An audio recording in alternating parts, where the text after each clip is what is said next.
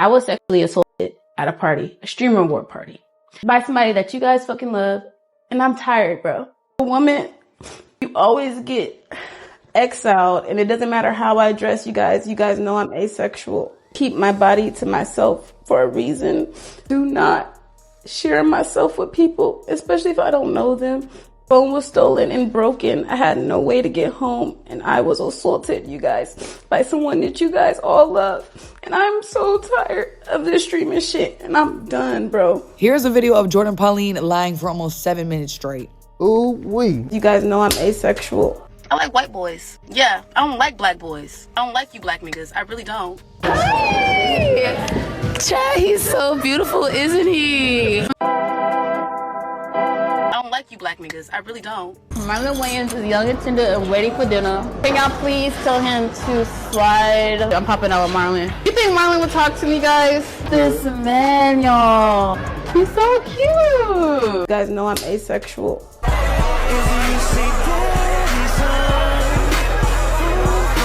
You guys know I'm asexual. I keep my body to myself.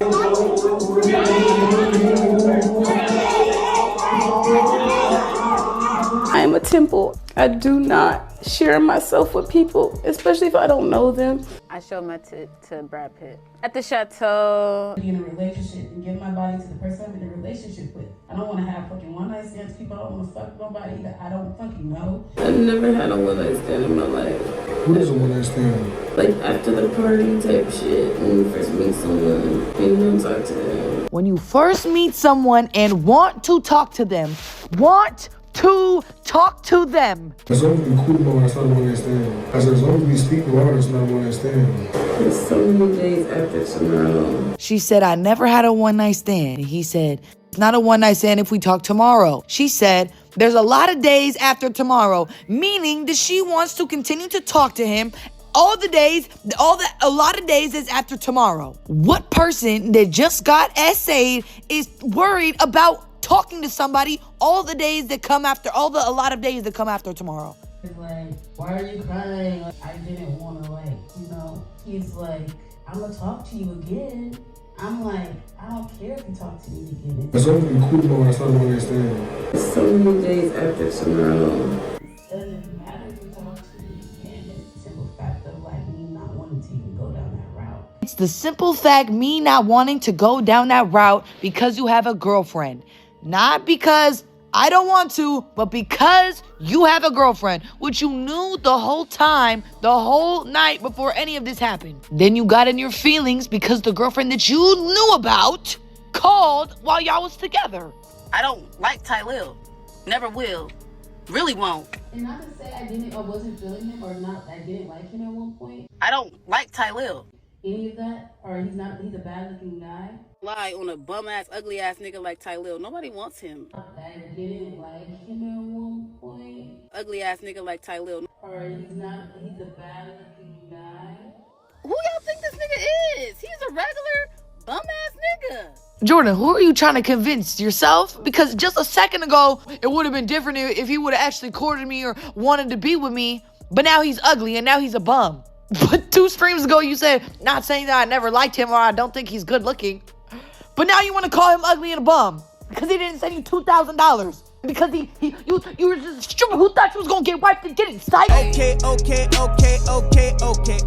That part. Since Tylil James dropped his receipts, the court of public opinion has shifted. Not because allegations don't matter, but because what followed made the story harder to stand on. This conversation isn't about silencing anyone. It's about timelines, patterns, and consequences. Let's start with who Tylil is because reputation matters in situations like this. Tylil is a New York-based streamer with a growing platform and real responsibilities. His family and his young niece regularly appeared in his content, which is how many people came to know him. He's part of the streamer collective, the Clover Boys, and is friends with Kai Cenat. Recently, people watched him publicly check a host at the Streamer Awards after a reckless joke crossed the line about Kai. This year, as everyone knows, you broke the record for the most expensive haircut and the least educational university. So congratulations to you. Oh, and also congrats on your new documentary with 50 Cent. That was you, right? If you all gonna be on the mic, now turn this mic, now turn this shit on. Turn this shit on. If you all gonna be on the mic making jokes, at least let it be funny.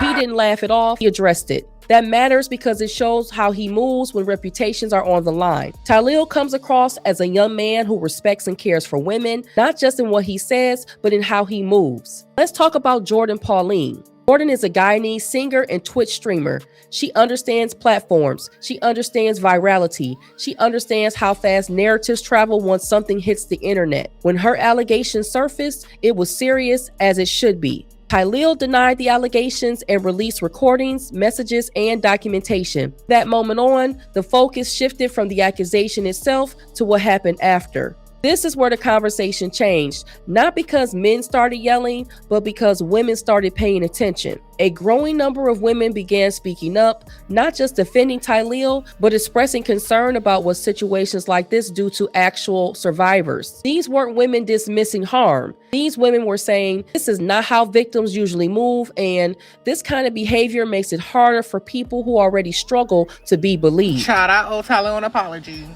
My bad. I apologize. I'm sorry. And I'm low-key mad that she did this shit because there's going to be women that's actually going to go through this with these streamers and influencers, and nobody's going to believe them because of her.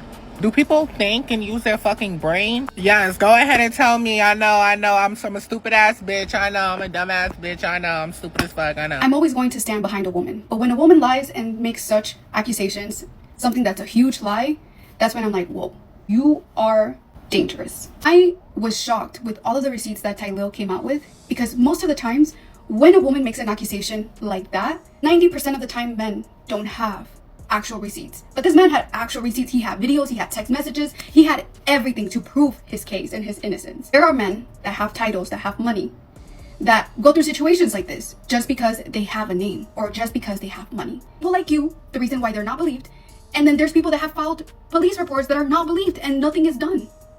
And not even women and little girls, but there's men and boys.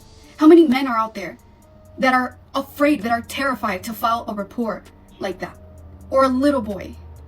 If you want attention, do something else. Do such an accusation and then be proven online as a liar?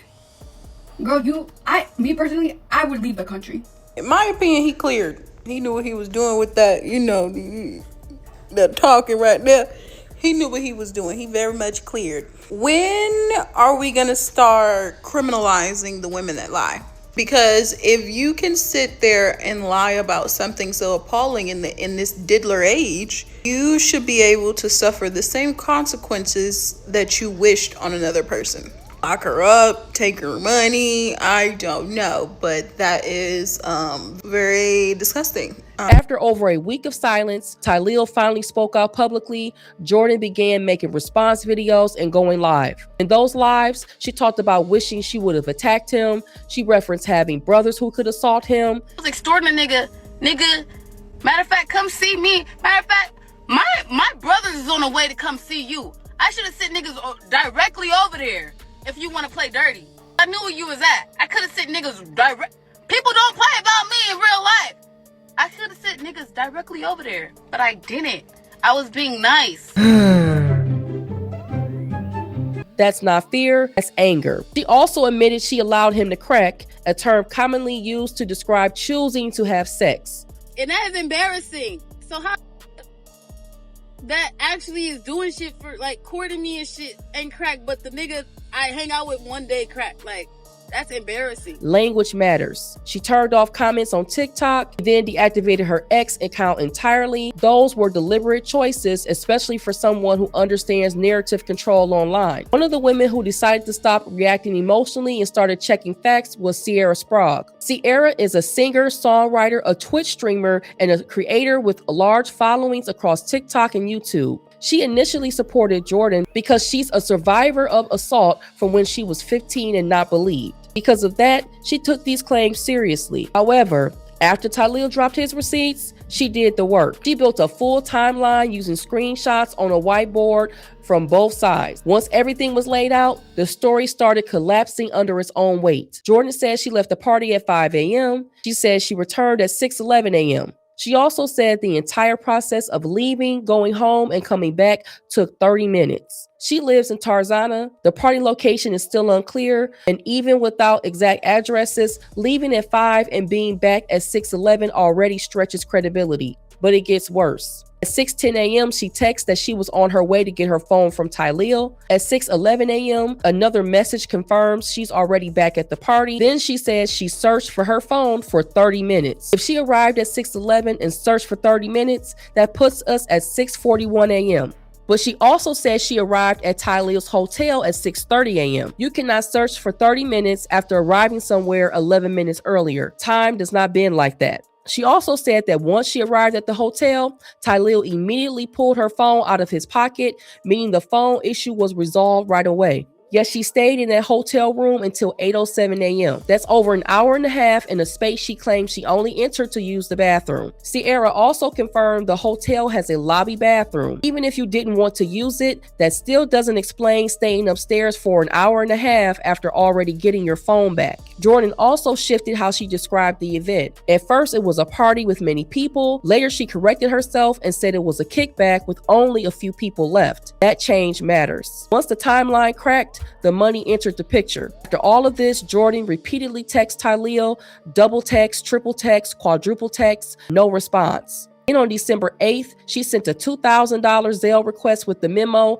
for playing with me. Later, she claimed the money was for a broken phone. No phone repair cost $2,000. And if it was about a phone, the memo would say that. She said she only went public because she was blackmailed on December 9th. But the Zelle request went out on December 8th. The money request came before the alleged blackmail. That's not a minor inconsistency, that's the core issue. She also said she only told one person about the alleged assault. However, her screenshots show a group chat. She later admitted she told multiple people. Another contradiction. She spoke about him having a girlfriend. She said that she felt bad for the girlfriend, and she said she might have to air him out. That reads like rejection, anger, and escalation, not fear. Even if an assault had happened, asking someone for money in exchange for silence or not exposing them is extortion. The issue is the conditional threat, not the accusation itself. This situation doesn't exist in a vacuum. We've seen similar viral accusations before. Look at Brick Rhoda, look at DoorDash Lady, different people, same pattern. Stories go public, details shift, receipts surface, and narratives weaken. Women who make false allegations to get back at men don't just hurt the man involved. They hurt real survivors. Real victims are often ashamed, carry guilt, are paranoid, and don't want to relive the trauma. Many never report at all. Weaponizing assault allegations for revenge, leverage, or attention is not being a girl's girl. It's not sisterhood, it's betrayal. Public discussion of something you brought to the internet yourself is not cyberbullying. Criticism, analysis, and disagreement are not abuse. That said, threats toward Jordan are unacceptable, period. Even Tylil has said people need to stop harassing his siblings and dragging Kai into this as well. Two things can be true. Threats are wrong, accountability still exists.